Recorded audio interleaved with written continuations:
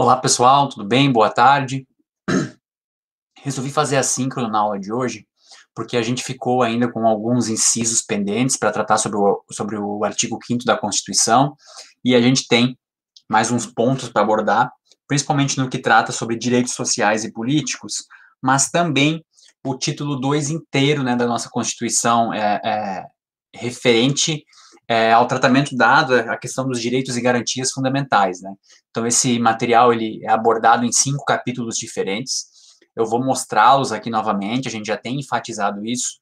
E o formato assíncrono eu acho que vem para ajudar, porque na aula passada eu senti que, como é uma leitura de texto, ela tem essa abordagem, eu vou fazendo alguns comentários, a dinâmica não é tão recorrente, então aqui cada um escuta, assiste no momento ideal, e a partir daí, então, na próxima aula, a gente conversa mais um pouco sobre isso, faz as definições, vocês comentam sobre as leituras, e eu já proponho uma avaliação que daí tem que ser entregue até a próxima aula, tá? Acho que fica uma divisão interessante, a gente tem as datas aí para trabalhar isso, e aí lá no dia 18 vocês têm o dia inteiro também para estar finalizando a avaliação, que vai ser uma avaliação maior, né, até porque vocês já trabalham comigo há um bom tempo, e podem colocar aí essas questões bem embasadas para a gente fazer uma prova bem legal, bem produtiva, que saiam textos inteligentes também, tá?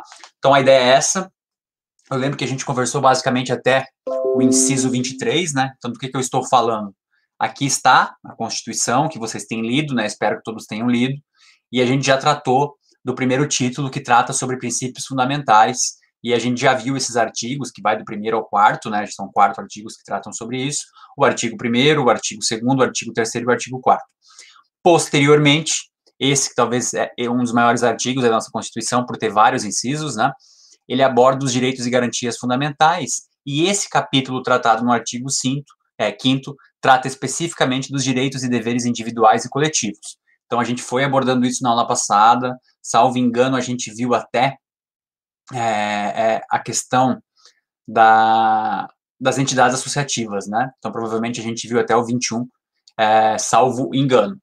E a partir daí, vou comentar com vocês agora, tentar finalizar isso hoje, para que vocês possam escutar, rever, vou colocar alguns posicionamentos, mas basicamente é aquela ideia que eu sempre converso com vocês. A nossa ideia é, como indivíduo e como gestor, entender que as características da Constituição estão presentes em alguns textos, e a partir daqui vocês podem delimitar ainda mais a interpretação sobre isso, seja através de jurisprudência, seja através de doutrina, e seja através também das complementações que a própria lei estabelece, né, através de leis complementares e outras questões envolvendo isso, tá?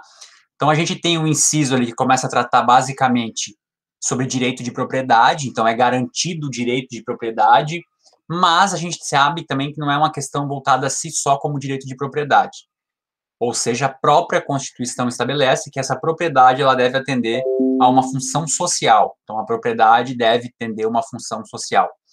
E aí, né, a gente continua falando sobre esse tema dentro da própria Constituição, e ela já aborda no próximo inciso, no inciso 24, que a lei, lembra quando se fala isso, né, possivelmente será uma lei complementar, a lei estabelecerá o procedimento para desapropriação por necessidade ou utilidade pública, ou por interesse social, mediante justa e prévia indenização em dinheiro, ressalvados os casos previstos nesta Constituição. Então vai vir uma lei que vai tratar sobre isso.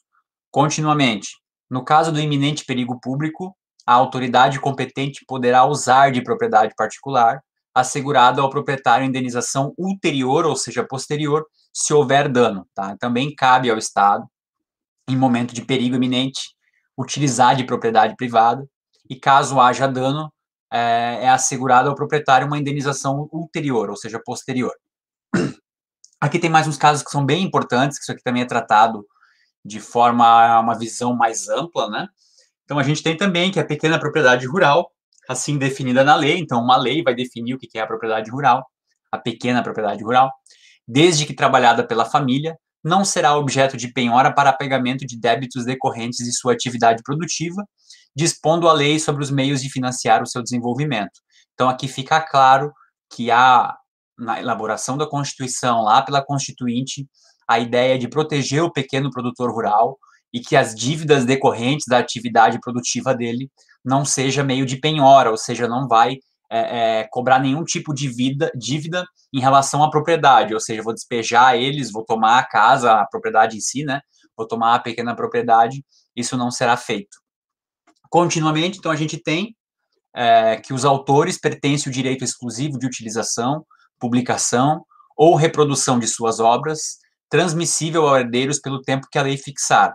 Então, mais uma vez, a gente tem aqui a caracterização que uma lei posterior irá fixar qual é o tempo que estabelece esse direito exclusivo de utilização, publicação e reprodução de obras, tá? Esse é um ponto que é bem interessante também, é abordado em outras questões, e vocês estão cientes que há essa finalidade também. Conseguinte, os autores pertencem ao direito exclusivo de utilização, publicação ou reprodução de suas obras. Acabei de ler, estou lendo de novo, né? Continua, então. São assegurados nos termos da lei também, tá? Algumas outras proteções que a própria lei garante. A proteção a participações individuais em obras coletivas e a reprodução da imagem e voz humanas, inclusive nas atividades desportivas. Então, aqui é uma forma de dizer que isso é protegido, né? O direito de fiscalização do aproveitamento econômico das obras que criarem ou de participarem os criadores, aos intérpretes e às respectivas representação sindical e associativa. Aqui é aquele direito econômico, né, de você participar do aferimento de renda referente a algo que você criou, tá? Ou interpretou ou representou. Então, esse é um ponto que é tratado aqui. Posteriormente, também, a lei vai assegurar aos atores de inventos industriais privilégio temporário para a sua utilização, bem como proteção às criações industriais, à propriedade das marcas, aos nomes de empresas e outros signos distintivos, tendo em vista o interesse social e o desenvolvimento tecnológico e econômico do país. Então, novamente, existe uma lei, né, proposto que uma lei vai assegurar isso através de registro de propriedade de marca, de nome de empresa, de signo, a proteção industrial através das patentes e outros meios necessários, onde isso possa ocorrer, tá? Sempre é bom pensar no significado, né? Por que você assegura ao inventor ou a essa ideia de proteção, né? Para que se incentive a criação, já que a sua ideia vai ser protegida, você vai ter um aproveitamento econômico disso. Então, tudo isso está sempre relacionado, tá? O próximo inciso trata sobre a garantia do direito de herança, então no Brasil a garantia do direito de herança existe. Também fala sobre a sucessão de bens estrangeiros situados no país, que também vai ser regulado pela lei brasileira, em benefício do cônjuge, né, ou seja, do ente matrimonial ali, né, não é matrimonial a palavra, né, mas do cônjuge mesmo, essa é a palavra, ou dos filhos brasileiros, sempre que não lhe seja mais favorável a lei pessoal do decujus. E aí vocês podem pesquisar, eu vou deixar em abertos aqui, eu comento para vocês entenderem o que é decujus, tá? Joguem ali no Google, vocês vão entender bem. O Estado promoverá na forma da lei a defesa do consumidor, então, novamente, ó, dizendo que haverá uma lei que vai tratar sobre a defesa do consumidor. Inclusive, essa será uma nossa das leis, objetos de análise lá em legislação específica, e nós estamos falando aqui do Código de Defesa do Consumidor, que é esse documento normativo responsável, onde o Estado promoverá a defesa do consumidor, a defesa do consumo, e especificamente do consumidor. Posteriormente, então, todos têm direito a receber dos órgãos públicos informações de seu interesse particular ou de interesse coletivo ou geral, que serão prestados no prazo da lei sob pena de responsabilidade, ressalvadas aquelas cujo sigilo seja imprescindível à segurança da sociedade e do Estado. Então, veja, gente, o que é interessante aqui, né? Desculpa. Quantas vezes você já deve ter ouvido falar de pessoas que solicitaram alguma informação pública e não obtiveram esse retorno, né? Não tiveram acesso a essas informações. Então, a gente tem uma lei de acesso à informação que promove que o Estado, dentro de um prazo adequado, deve fornecer as informações de interesse particular, do interesse coletivo ou geral, tá? Agora, claro, ressalvados aquelas onde o sigilo dessa informação seja imprescindível à segurança da sociedade e do Estado. Então, o próprio Estado, dentro de algumas regras, estabelece que alguns documentos são sigilosos e tem um prazo específico para que possam ser acessados. Mas aqui, a ideia aqui, gente, o que é interessante aqui, é justamente entender que a gente não está falando basicamente desses casos sigilosos, mas sim que todos tenham acesso às informações públicas sempre que necessário e sempre que solicitado. E aí cabe ao Estado responder, informando esses dados, né, ou deixando claro o porquê de não estar disponível isso. A todos são assegurados também, independente do pagamento de taxas, o direito de petição, né, aos poderes públicos em defesa de direitos ou contra a ilegalidade ou abuso de poder, a obtenção de certidões em repartições públicas para defesa de direito e esclarecimento de situações de interesse pessoal. A lei também não vai excluir da apreciação do Poder Judiciário lesão ou ameaça a direito. A lei não vai prejudicar direito adquirido, a gente já falou sobre isso, né, sobre direito adquirido. O ato jurídico perfeito e a coisa julgada, a gente também falou sobre a coisa julgada, sobre o trânsito julgado, tudo isso a gente já comentou na aula passada. Não haverá juízo ou tribunal de exceção, aqui a gente já vai ver um pouco sobre isso. Depois ele trata também sobre como é reconhecido a instituição do júri, né? Até tem um filme muito legal chamado O Júri mesmo, recomendo para vocês. Tratando aqui dessa proteção de um tribunal de júri, onde ele vai dizer também quais são os crimes que o júri atua e o que é garantido a um tribunal de júri, né? Na verdade, ele não fala o que é garantido, ele fala o que é assegurado. Então, ao tribunal de júri é assegurado a plenitude da defesa, o sigilo das votações, as votações do tribunal de júri são secretas, a soberania dos vereditos, então a decisão que é ali tomada deve sobrepor, a competência para o julgamento dos crimes dolosos contra a vida. Então, basicamente, aqui diz que sempre que vocês verem que vai ter um tribunal de júri, né, na comarca lá onde vocês residem, é porque é um crime doloso contra a vida que aconteceu e estará sendo julgado, e aí cabe ao tribunal de júri fazer essa apreciação, tá? Posteriormente, aqui existem alguns incisos que também são encontrados dentro do Código Penal, né? Então, ou seja, não há crime sem lei anterior que o defina, tá? Então, a partir do momento que você é acusado de cometer um crime, é porque existe uma lei que diz que aquilo é crime, senão não há crime. Nem pena sem prévia cominação legal. Então, se não há uma cominação legal, não há uma caracterização do que é aquele teu ato, aquele teu cometimento de crime e qual é a cominação legal, ou seja, como aquilo é tratado, né, qual é a responsabilização para aquele crime, não existe pena para aquele crime, tá? A lei penal, ela não retroagirá, salvo para beneficiar o réu. O que isso quer dizer, né? Que a lei penal, ela não voltará no tempo, ela não se retroagirá a um evento passado, salvo para beneficiar o réu. Então, sempre que acontecer um determinado crime, vou dar um exemplo, um crime que tinha lá uma pena de 20 anos, e há uma atualização na lei que essa pena ela passa para 10 anos, esse indivíduo, ele, como é para beneficiar o réu de 20 para 10 anos, ele acaba, a lei retroage a favor do réu.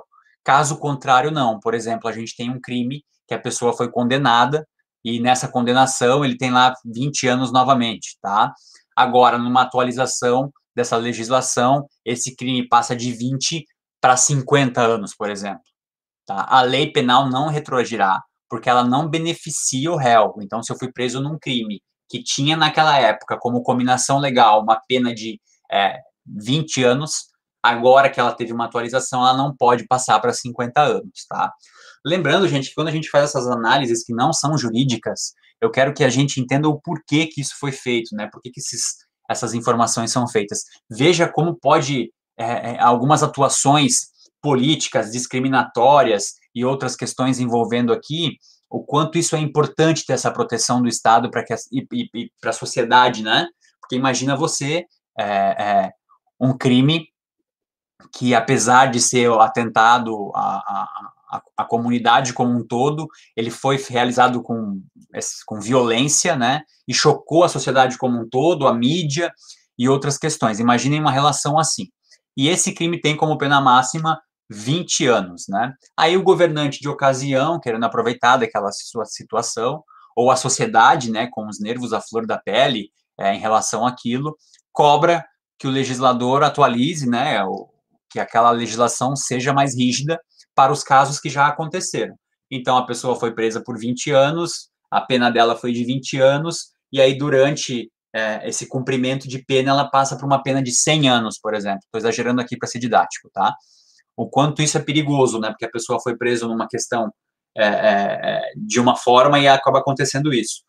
Há também um questionamento, né? Se essa questão de beneficiar o réu, ela também seria válida, porque a gente tem um abrandamento da pena, tá?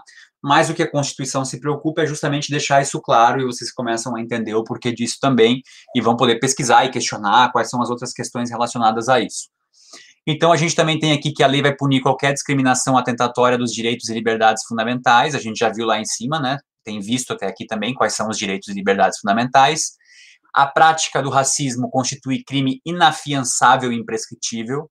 Depois vocês podem pesquisar melhor o que é um crime inafiançável, ou seja, um crime não possível de fiança, de pagamento de fiança. E ele é imprescritível, ou seja, ele não prescreve, ele não tem um tempo onde, a partir daquele determinado momento, ele não constitua mais um crime. Tá? Então, ele é imprescritível, ele pode ser caracterizado como crime em qualquer tempo. Sujeito à pena de reclusão, aí vocês vão ver mais lá que tem a questão de detenção e reclusão, mas basicamente reclusão está relacionado até com um regime fechado, né? A pessoa ficar realmente presa. Tem uma caracterização diferente, tá? Depois vocês podem pesquisar.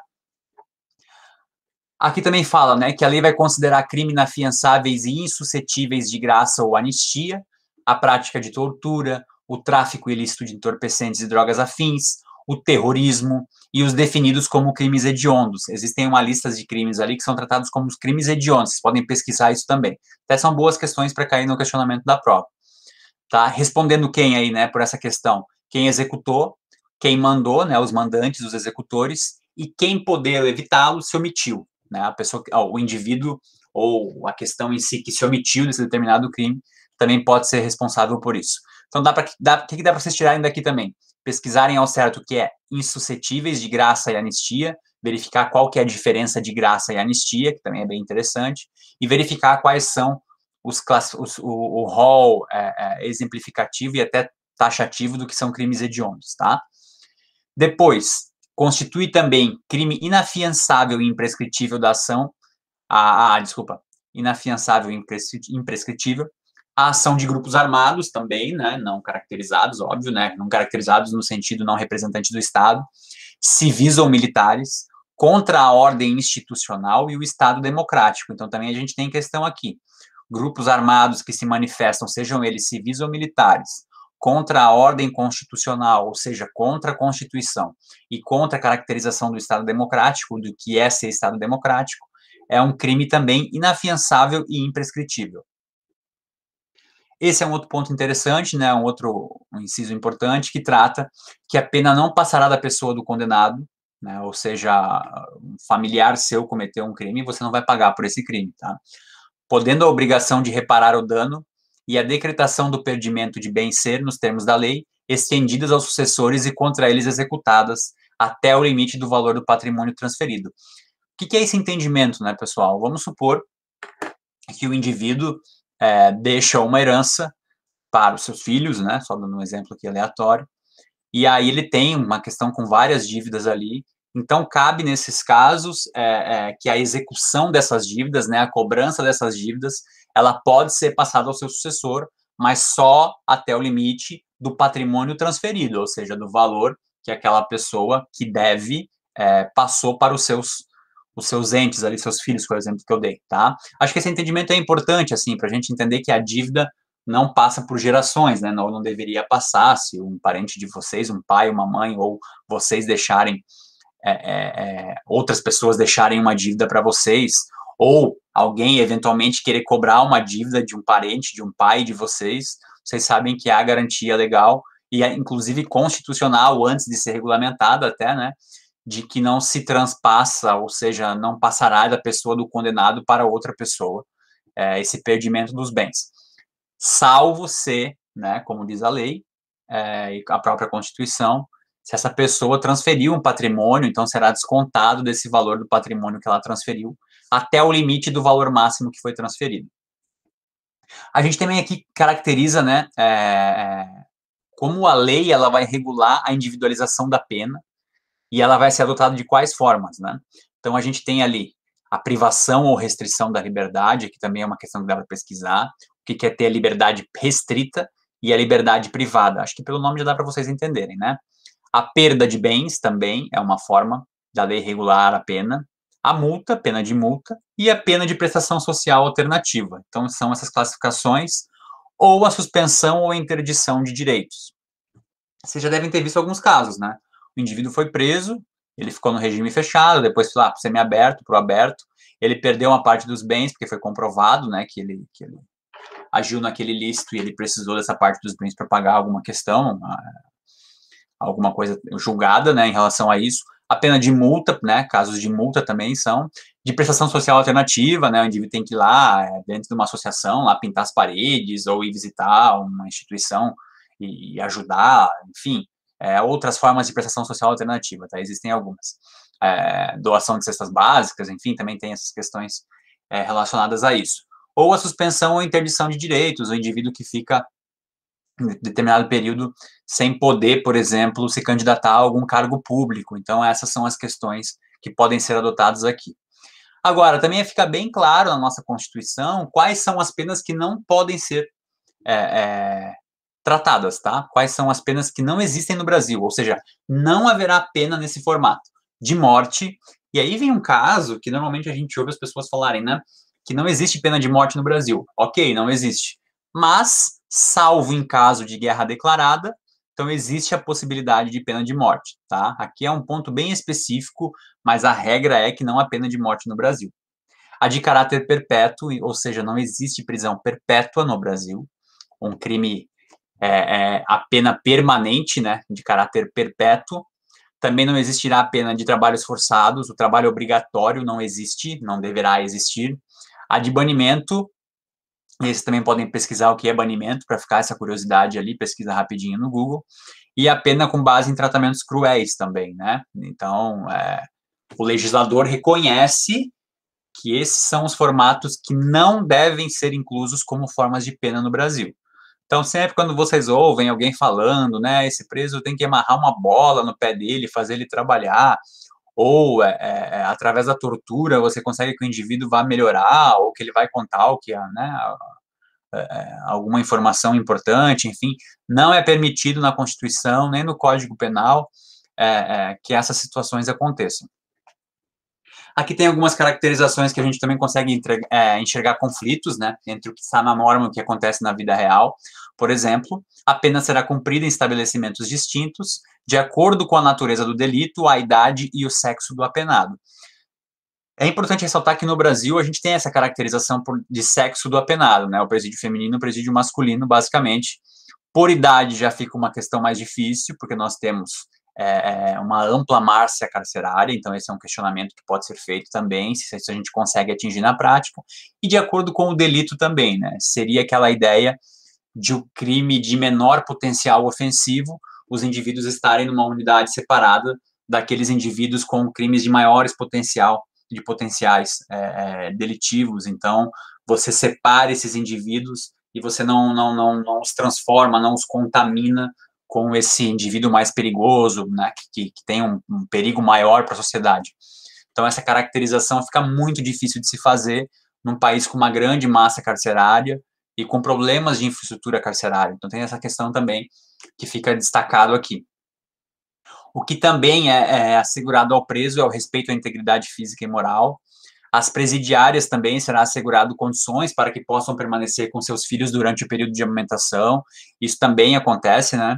Nenhum brasileiro será extraditado, salvo naturalizado, e aí a gente vai ver mais para frente ali a diferença de brasileiro nato e naturalizado, em casos de crime comum praticado antes da naturalização ou de comprovado envolvimento em tráfico ilícito de entorpecentes e drogas afins, tá? Então, o que diz aqui?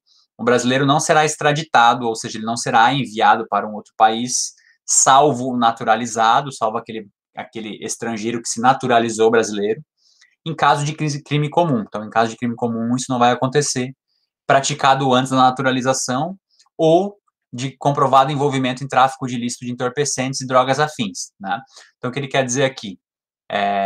Retirando o naturalizado, esse sim, né, que se for comprovado o envolvimento em tráfico de ilícito de entorpecentes, vale para naturalizado, e em casos de crime comum, praticados antes da naturalização, também o indivíduo poderá ser extraditado, tá? A gente tem alguns casos famosos, acho que eu já comentei com vocês algumas questões relacionadas a isso, nessa questão de extradição, né, aquele caso daquele indivíduo chamado Cesare Battisti, né, até vou ver se eu acho o documentário ali, eu já coloco essa questão ali para vocês terem uma noção do que eu estou falando. Não será concedida extradição de estrangeiro para o crime político de opinião. O caso do Cesare está em foco nessa questão também, tá? Essa questão do estrangeiro, que era o caso dele, que alegava que o que ele tinha cometido era um crime político ou de opinião, mas para as autoridades italianas e depois para as autoridades brasileiras, que teve um impacto político muito grande essa questão, não era um crime político de opinião, mas sim homicídios, né? E vocês podem ver depois no documentário que eu coloco o link lá. Ninguém será processado nem sentenciado, senão pela autoridade competente, então cabe à autoridade representativa do Estado processar e sentenciar alguém, né? Não algum tribunal paralelo, ou algum grupo de extermínio, os indivíduos em revolta, seja o que for, ninguém será processado e sentenciado, senão pela autoridade competente, que cabe a essa sentença e esse processo.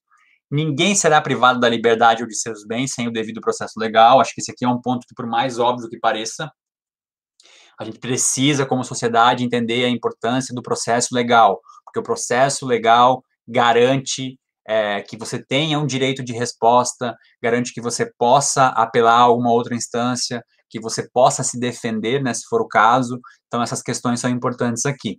Aos litigantes, né, as partes, no caso, em processo judicial ou administrativo, e aos acusados em geral, são assegurados o contraditório e a ampla defesa, com os meios e recursos a ela inerentes.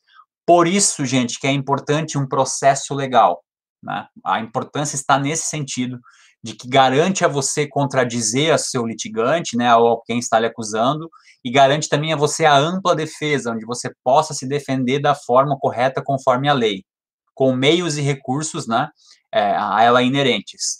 Outros pontos importantes: são inadmissíveis no processo as provas obtidas por meio ilícitos e meios ilegais, tá? Essa é uma questão também que envolve um debate, mas é importante que tenha essa reflexão e esse posicionamento, e a Constituição vem nesse sentido, justamente para que provas que estão fora do processo legal, que não foram obtidos de forma e meios legais, não possam contaminar o processo como um todo, né?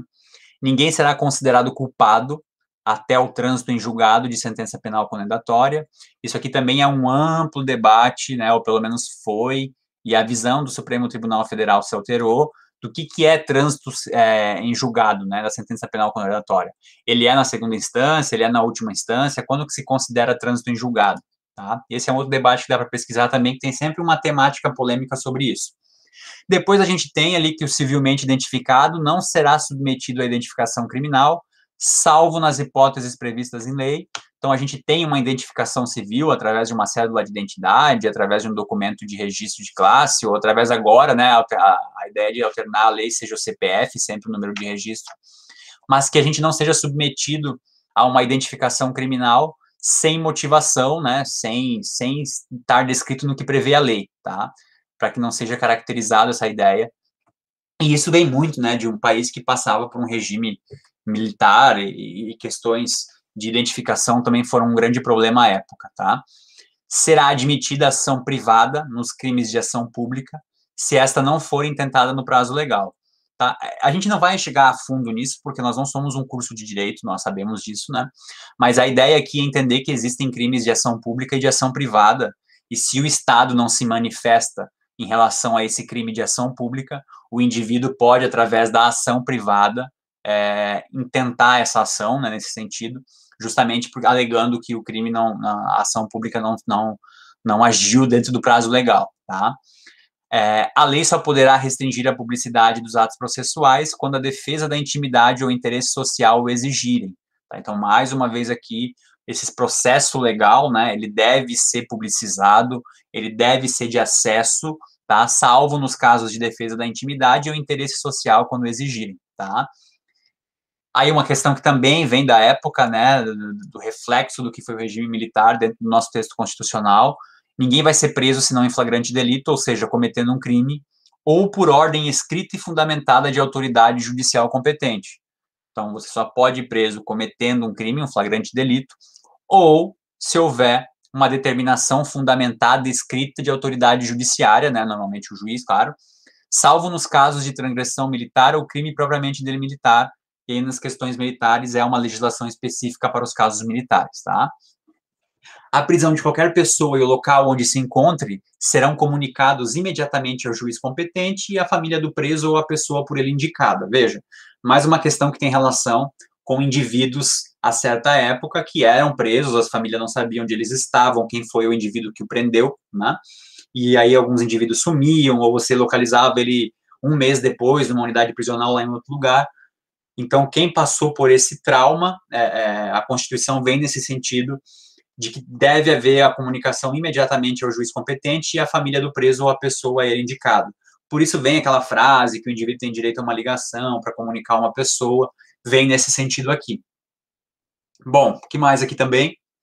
O preso ele vai ser informado dos seus direitos, né, entre os quais de permanecer calado, se for o caso, sendo-lhe assegurada a assistência da família do advogado, isso aí também. O preso tem direito à identificação dos responsáveis por sua prisão ou por seu interrogatório policial. Então, quem o prende precisa se identificar e também por quem está interrogando, tá? Hoje, gente, na prática, tem pelo menos lá no interrogatório policial, via de regra, tem a questão das câmeras, né? Então, tanto para proteção de ambos, né? Para o policial ali também, que está sobre a questão do Estado, representante do Estado ali, e o indivíduo que está sobre interrogatório, né? A prisão ilegal, ou seja, quando ela não responde a essas caracterizações acima citadas, ela será imediatamente relaxada pela autoridade do judiciária. Então, o indivíduo relaxado no sentido de que não haverá essa prisão, ele será solto pela autoridade judiciária. Ninguém será levado à prisão ou nela mantido quando a lei admitir a liberdade provisória com ou sem fiança. Aqui é uma caracterização também que as pessoas, a sociedade de forma geral reclama muito, né? Que existem algumas caracterizações de crime que são classificados onde pode ser pago fiança ou que permite a liberdade provisória, e aí nenhum indivíduo será mantido preso caso esse crime que ele foi sujeito, né, está sujeito, possibilite as hipóteses de liberdade provisória ou de pagamento de fiança, tá? Que mais? Não haverá prisão civil por dívida, salvo a do responsável pelo inadimplemento voluntário e inexcusável obrigação alimentícia, né? Então, não haverá prisão civil, ou seja, quando a questão não é criminal, quando é uma questão que não está no Código de Defesa, não está na nossa legislação penal, salvo os casos de obrigação de pensão alimentícia, né? E o depositário infiel, vocês também podem pesquisar, que é um caso não tão recorrente, mas, via de regra, a pensão alimentícia é uma questão até que as pessoas popularmente falam, né? Essa ideia de que, tu não pagar pensão, tu vai preso, né? Porque tem essa ideia que está inserida na Constituição. Aí tem algumas formas de defesa da proteção do direito do cidadão através de uns procedimentos que podem ser realizados, tá? E a gente tem o mais conhecido, pelo menos em palavras, né, o famoso habeas corpus. Então, conceder habeas corpus sempre que alguém sofrer ou se achar ameaçado de sofrer violência ou coação em sua liberdade de locomoção por ilegalidade ou por abuso de poder. Então, esse é um dispositivo legal, né, o habeas corpus, onde ele pode ser impetrado, né, através dessas características: sofrer violência ou coação em sua liberdade de locomoção, por ilegalidade, ou seja, o não cumprimento da lei, ou abuso de poder por algum agente do Estado. Em uma característica mais específica, a gente tem também o mandado de segurança, que é para proteger direito líquido e certo, não amparados pelo habeas corpus ou habeas data. Vocês vão ver que o habeas corpus se trata do indivíduo, o habeas data se trata sobre documentação.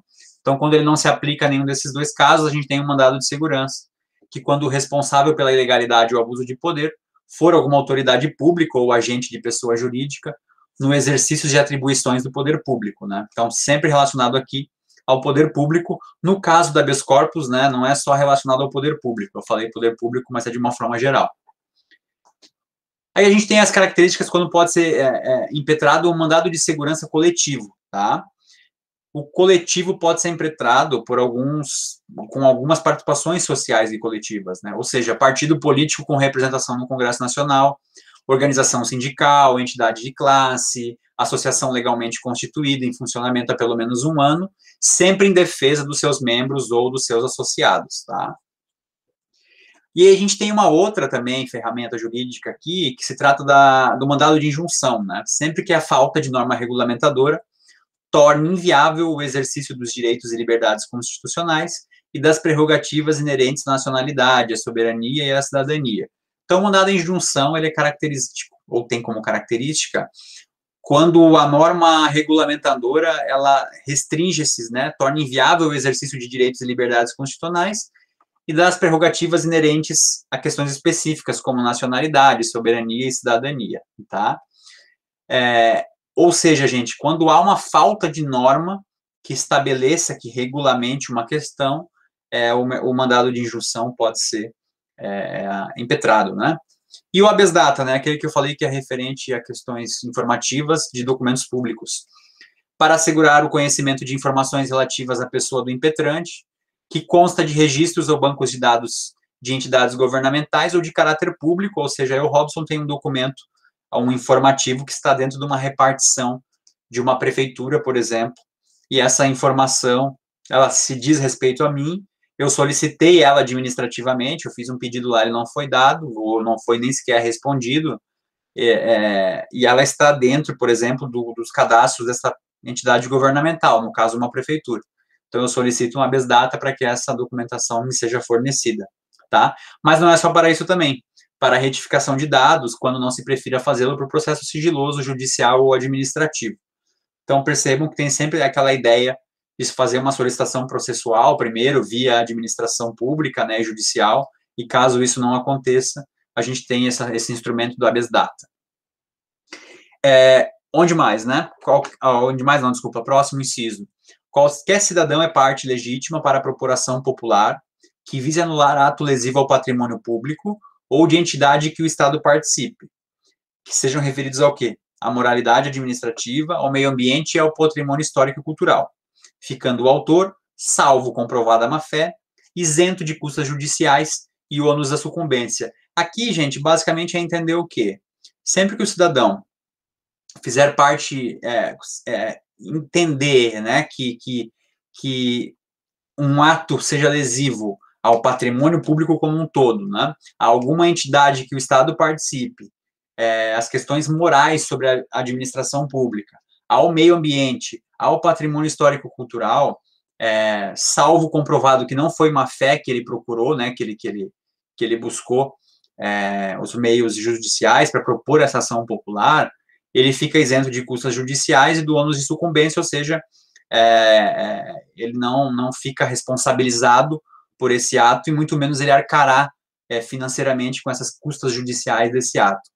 Aqui o que é interessante, né? Mais um dispositivo que a gente tem que pensar o seguinte: eu, Robson, como cidadão, tendo entendimento que eu posso propor ação popular, cabe a mim também essa responsabilização de fiscalizar os agentes públicos, né? E verificar nas questões relacionadas a patrimônio histórico, cultural, a moralidade administrativa, né, e outros pontos, se isso acontece, e o Estado me propõe uma ferramenta para que eu possa fazer isso, até como uma forma de incentivo a que essa fiscalização aconteça, né. O Estado também vai prestar assistência jurídica integral e gratuita aos que comprovarem insuficiência de recursos, né. Então, a prestação judicial gratuita é aos que comprovarem insuficiência de recursos, isso também fica claro.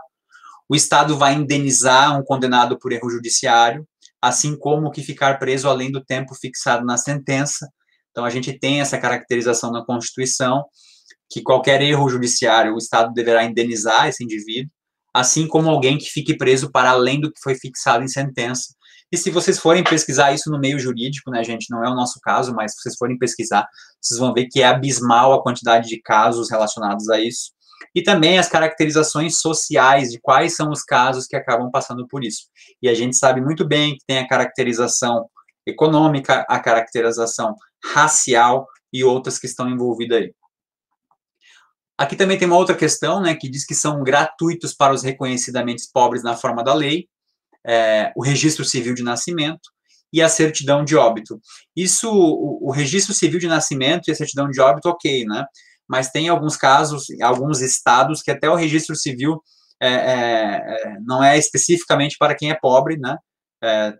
A primeira, salvo engano, daí o primeiro registro é para todos os indivíduos, mas isso também varia um pouco de cada estado, tá? Mas o reconhecidamente pobre, no caso, certidão de nascimento e a certidão de óbito são gratuitos. O habeas corpus e o habeas datas, que a gente falou lá em cima também, na forma da lei, né?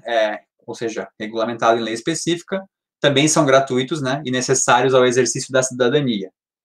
A todos, no âmbito judicial e administrativo, são assegurados a razoável duração do processo e os meios que garantem a celeridade de sua tramitação, tá? Mais um ponto aqui, né, porque fica muito ampla essa ideia do que é um tempo razoável de duração de processo, né? Mas isso aqui justamente é para tentar evitar aqueles casos longínquos, sem fim, intermináveis que acontecem aí na legislação brasileira, no processo legal brasileiro, né? E também para evitar as prescrições, ou seja, um caso muito tempo aberto, ele pode estar prescrevendo aquele crime e aquilo não ser mais passível de penalização, né? Então, tem essas questões também. As normas definidoras dos direitos e garantias fundamentais, elas têm aplicação imediata. Então, toda norma que define algum direito e garantia fundamental, ela já vale a partir daquele momento que virou norma que garante direitos fundamentais, tá? Os direitos e garantias expressos nessa Constituição não excluem outros decorrentes do regime e dos princípios por ela adotadas, ou dos tratados internacionais em que a República Federativa do Brasil seja parte. Isso aqui é bem interessante, tá, pessoal? Eu já comento melhor isso com vocês. Os tratados e convenções internacionais sobre direitos humanos que forem aprovados em cada casa do Congresso Nacional, em 2 turnos, por 3/5 dos votos respectivos membros, serão equivalentes às emendas constitucionais. Então, existem algumas convenções internacionais sobre direitos humanos que também têm validade jurídica no Brasil, e a gente está falando ali do Pacto de São José da Costa Rica, e principalmente da Declaração Universal dos Direitos Humanos, que vai ser um tópico nosso um pouco mais para frente, a gente vai falar um pouco sobre isso, tá? Então, o Brasil também, se submete à jurisdição de Tribunal Penal Internacional, a cuja criação tenha manifestado adesão, e a gente faz parte de uma jurisdição de Tribunal Penal Internacional, e a gente manifestou essa adesão e fazemos parte de uma dessas jurisdições, dessa jurisdição especificamente de Tribunal Penal Internacional, tá? Então, pessoal, é aquilo que eu já falei para vocês. A nossa ideia aqui não é ser jurista, a nossa ideia aqui não é ter um entendimento específico do direito, até porque a gente tem 2 horas para falar sobre isso. Mas a ideia é, como cidadão, começar a entender e pesquisar qual é a nossa relação com o Estado e como o Estado regulamenta isso, como ele normatiza essas questões. Então, a gente tem, dentro desse título 2, que trata sobre direitos e garantias fundamentais, e especificamente nesse capítulo 1º, que trata sobre direitos e deveres individuais, toda uma regulamentação, né, toda uma proposta regulamentar que se decompõe depois em legislações específicas, que abordam determinados temas, mas que tragam essa garantia ao indivíduo do seu entendimento do que são direitos, né, o que são direitos individuais e quais são os deveres individuais também, tá? Eu acho que isso aqui é bem interessante, individuais e coletivos, né? A gente está falando do capítulo 1, que trata sobre direitos e deveres individuais e coletivos. Por que a gente faz essa distinção? Porque o capítulo 2, que trata ali no artigo 6º, que é o que vocês vão ler hoje para a gente debater na próxima aula, ele já traz uma caracterização diferente, tá? Ele trata das questões sociais, as questões da relação da sociedade. Então, o capítulo 2, ele já trata sobre direitos sociais, tá? Que é abordado ali no artigo 6º, 7º, 8º, 9º, 10º e 11º, e onde vocês vão estar fazendo essa leitura também para ter um entendimento melhor, e na próxima aula a gente conversa sobre. O que mais a gente tem? No capítulo 3, a gente trata sobre a nacionalidade, então ele é caracterizado qual é a nacionalidade e algumas questões específicas, tá? Deixa eu achar aqui, se eu já não passei. Aqui, ó. Então ele faz uma caracterização de que são brasileiros natos, o que são brasileiros naturalizados, e isso aqui também é importante, porque existem alguns cargos específicos dentro do funcionamento público, dentro da máquina pública e dentro do nosso modelo democrático, onde só brasileiros natos podem estar o exercendo. Então, a Constituição fala sobre isso. Então, vocês vão ler também esse capítulo 3, o artigo 11º, 12º, 13º, que trata sobre nacionalidade, tá? Mais para frente, a gente tem a questão no capítulo 4, que trata sobre os direitos políticos. Isso aqui a gente já falou também, né? A gente já falou um pouco sobre essa ideia de que a manifestação popular ela vai acontecer via de regra através do voto direto, né? Mas a gente também tem a soberania popular ela sendo manifestada de outras formas, que eu dei exemplos para vocês: plebiscito, referendo e iniciativas populares. Então, isso aqui também está aqui descrito. Fala também sobre a questão do alistamento eleitoral e outras questões que envolvem isso. Isso tudo é caracterizado nesse capítulo 4, que trata sobre esses direitos políticos. Dando continuidade, para finalizar, a gente tem um capítulo que trata especificamente sobre a criação, né, sobre a organização, fusão, incorporação dos partidos políticos. A ideia é que não criminalizar a política e os partidos, e sim entender o seu funcionamento, a sua forma de criação e por que a Constituição, após um período de não melhor forma de utilização dos partidos políticos, se preocupou em seus pontos principais já tratar sobre os partidos políticos, justamente por entender que esse era um modelo de representação social, né, da sociedade, através desse modelo de partidos. E vocês vão ler também, é um artigo só aqui, né, e ele trata quais são as características, né, dessa criação e desse funcionamento de um partido político no Brasil. E aí, claro, né, como qualquer trecho aqui que a gente tem visto, a gente tem essa ideia, né, da funcionamento, da organização, dos estatutos, né, como isso deve ser feito também, tá? Então, fica isso aqui tudo caracterizado. Esse documento está aqui, já deixei ele disponível no SIGA, isso aqui é uma continuidade, como eu falei para vocês, eu espero que ao longo dessa unidade, pelo menos a gente tenha um entendimento dessa primeira parte, ou pelo menos leia essa primeira parte pela primeira vez, né, com mais sentido agora, que às vezes a gente vê isso na escola quando é muito novo e não consegue fazer muitas associações. E a ideia de que a Constituição é essa nossa norma superior e a partir dela a gente vai conseguir trabalhar, ler, entender algumas normativas que têm muita relação com o nosso ambiente de gestão, principalmente ali o Código de Defesa do Consumidor, quem for trabalhar nos ambientes de saúde relacionado à saúde pública, o Sistema Único de Saúde também tem as suas legislações, né? As normativas também relacionadas à saúde suplementar, através da própria ANS e de outras regras também, manifestações, regulamentações, enfim, tudo isso a gente tem que ter como ideia que é baseado nesse texto constitucional e a partir dele vem essas derivações, tá? Beleza, pessoal?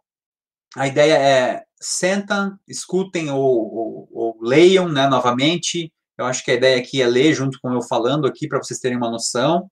Eu vou deixar ali um documentário que fala do caso, não é um documentário, né, mas é um material jornalístico explicativo sobre 3 questões que são abordadas aqui dentro da Constituição até aqui. Vocês vão entender melhor, vão achar interessante, tenho certeza. E eu vou fazer um recorte aqui e eu já falo certinho daí sobre esses 3 materiais, tá bom? Semana que vem o que vai acontecer? A gente vai falar sobre esse título, sobre o capítulo 3, capítulo 4, capítulo 5, capítulo 2, capítulo 3, capítulo 4, capítulo 5, tá? Basicamente, então, capítulo 2, direitos sociais, capítulo 3, nacionalidade, capítulo 4, dos direitos políticos e capítulo 5, dos partidos políticos. Vamos falar sobre isso e depois eu vou propor a nossa primeira avaliação, e vocês sabem, lembram, né? Nossa primeira avaliação é sempre dissertativa, tá? Então, leiam, se atentem, reflitam. É obrigação nossa como indivíduos conhecer o texto constitucional, lê-lo sempre que possível, para também, não só como indivíduos, mas como gestores que seremos, entendemos a importância de respeitar esse documento, que é um documento criado de forma popular, né, e que ao longo dos anos vem se mantendo, apesar das ameaças, como nossa normativa e como nosso modelo de funcionamento de nação, tá bom? Vou fazer o recorte, depois a gente já conversa mais um pouco sobre os materiais ali que eu vou disponibilizar para vocês, até daqui a pouquinho. Bom, então vamos lá, como eu disse para vocês, eu ia fazer um recortezinho e ia voltar, mostrando 3 videozinhos que eu coloquei lá para vocês, são vídeos curtos, né? Um fala sobre o caso do Cesare Battisti, que é um caso bem controverso, né? Mas que teve uma finalização, pelo menos dentro do país, em 2019, então vocês vão acompanhar ali um resumo do que aconteceu, para que vocês depois, quem queira ler um pouco mais, existem alguns livros sobre o caso, e é uma questão bem interessante a nível das relações entre países e principalmente nesse caso da caracterização do crime e de como o país tratou isso ao longo do tempo, né? Porque o que importa aqui é que posicionamentos políticos, ideologias também, fizeram com que esse caso tivesse uma ampla repercussão e reviravoltas em todo o contexto do que aconteceu.